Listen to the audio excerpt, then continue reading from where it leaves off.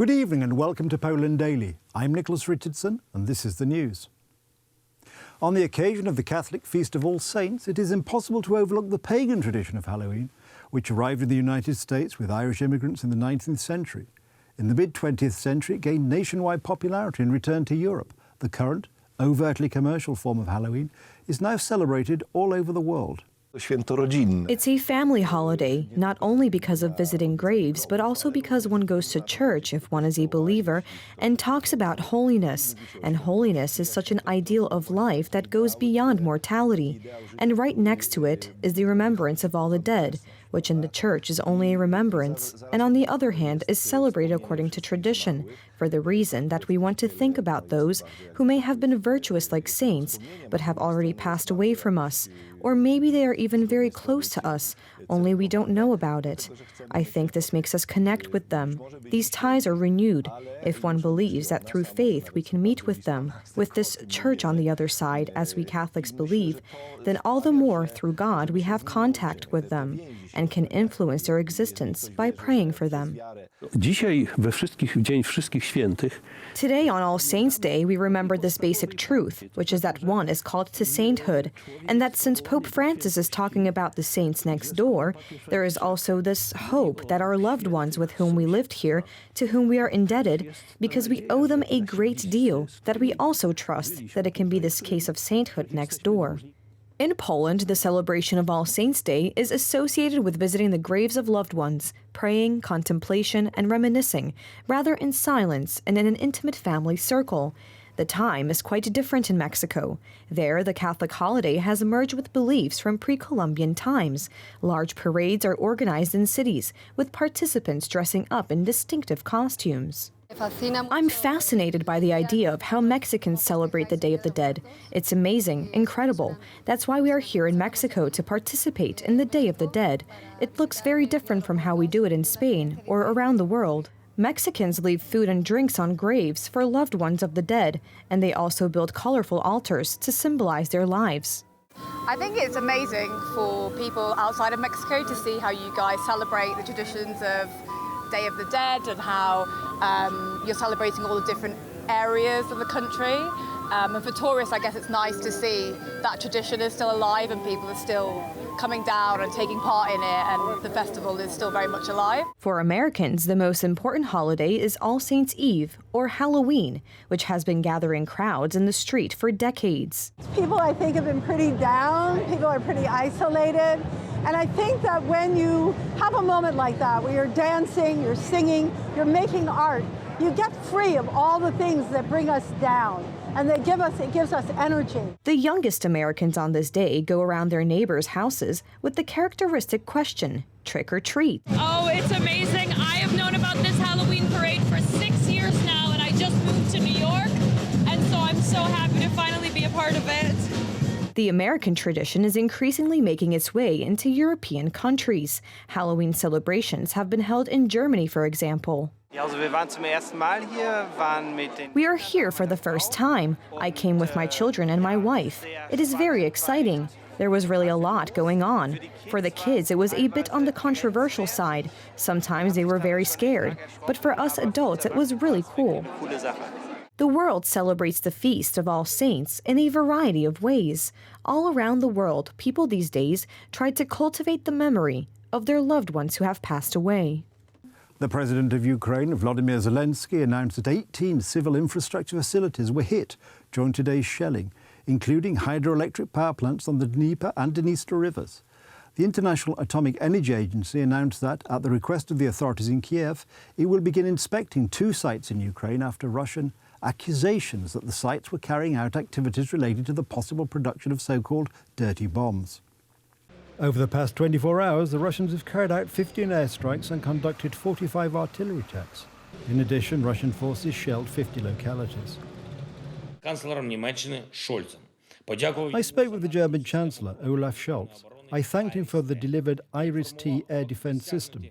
We discussed the possibilities of increasing German support to Ukraine, especially in rebuilding our infrastructure after Russian bombing attacks. 4 Russian missiles fell on Mykolaiv at night. Civilian infrastructure was destroyed. 1 person was killed and more than a dozen were wounded.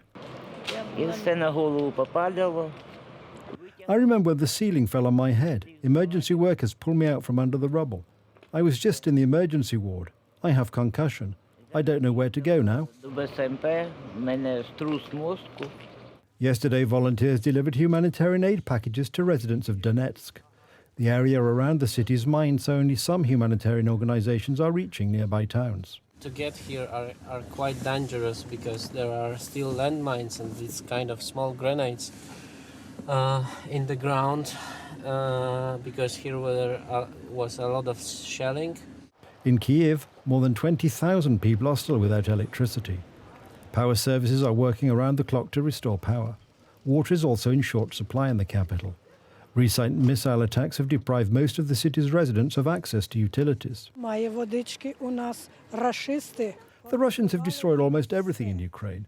This is their reason to be proud. The difference is that we can persistently stand in line, while they would not be able to handle it. Therefore, it is we who will have the last word in this war. The lack of running water is the least of my evils. I can still come to get water. The other thing is that people I know are still dying. That's a problem. The Russian army fired on civilian tugboats towing a grain barge near Ochakovo. 2 crew members were killed in the attack. Це недостатньо, оскільки все ж таки ураження. We are unable to provide adequate protection for our watercraft because the Russians are constantly conducting air attacks. We need air defense, such systems that can be installed on ships accompanying convoys. What happened near Ochakovo is a blatant terrorist act. Якщо це буде забезпечено, тоді так, тоді воно має сенс. Meanwhile, authorities in London are considering delivering tanks to Ukraine. In addition, Kiev is also expected to get financial support to repair its energy infrastructure in the near future. To date, the British government has provided £220 million in humanitarian aid to Ukraine. Missiles again struck Kyiv and other cities, destroying critical national infrastructure and depriving Ukrainians of water and electricity. Earlier today, I spoke to our ambassador in Kyiv, and I heard again of the extraordinary resilience of Ukraine's people. Over the past 3 months, the Russian government has made a series of political and economic decisions ensuring the state's ability to wage war in Ukraine. According to economists, putting everything on the proverbial one card plus extensive United States and European Union sanctions is a recipe for galloping inflation and years of deep recession in Russia. Jair Bolsonaro, who lost Sunday's presidential election to former President Luiz Inácio Lula da Silva, has yet to recognise his rival's victory, although a number of top politicians in his immediate political circle have done so. They did so regardless of Bolsonaro's early reservations about the reliability of Brazil's electronic voting system. I think it's a good result and reflects everyone's views. Now Brazil will be calm. I'm very happy with the results of the election. Love won, democracy won. It was an election in accordance with all the principles of law and democracy. I hope that the situation in the country will improve, return to a standard of living it used to be, and the violence that has ravaged our country in recent times will disappear. Lula has done many things wrong, but people don't want to know the truth. Brazil was plundered in the past. Now we are in God's hands. Only God can deliver us from what will happen. It is clear that the result shows a divided country, divided regionally, divided among the states that make up the Brazilian Federation, and a division in society, even among families, which is the first task of the new president, Lula da Silva, must reduce political polarization.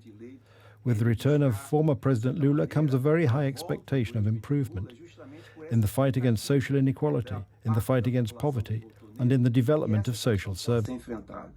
Jair Bolsonaro, who lost Sunday's presidential election to former President Luiz Inácio Lula da Silva, has yet to recognise his rival's victory. A number of leading politicians in his immediate political circle have done so. They did so regardless of Bolsonaro's earlier reservations about the reliability of Brazil's electronic voting system. Truck drivers blocking roads are calling for a military coup to prevent Lula from becoming president. In the nation's capital, police, fearful of demonstrators entering the Supreme Court building, have cut off access to the main boulevard leading to the government building. Security services said there were 236 protests on Monday, some of which led to a complete blockage of roads. SpaceX's Falcon Heavy, the world's most powerful active rocket, lifted off for the first time in more than 3 years on Tuesday from Florida's Cape Canaveral, with Elon Musk's company sending a group of satellites into orbit for the United States Space Force. The rocket system, representing 3 Falcon 9 boosters strapped side by side, lifted off at a SpaceX launch pad through dense fog. 2 satellites from the United States Space Force and a group of smaller satellites were bound for orbit. The vehicle's 2 side boosters separated from the rocket's core stage in synchrony about 47 miles above ground, driving backwards for supersonic freefall toward land. Minutes later, the pair of boosters, each some 5 stories tall, reignited their engines and landed almost simultaneously on adjacent concrete slabs, drawing roaring applause from engineers inside SpaceX headquarters in Hawthorne, California, a company live stream showed. The core booster did not attempt to land and used the entirety of its fuel to blast the satellites further into space. The Falcon Heavy mission was the first since June 2019, with SpaceX having launched more than 100 missions using its workhorse Falcon 9 rocket since then. That's the news. Thank you for watching. Stay with us for the weather, Poland Daily Business and more programmes. But from me, it's have a good night and a better tomorrow.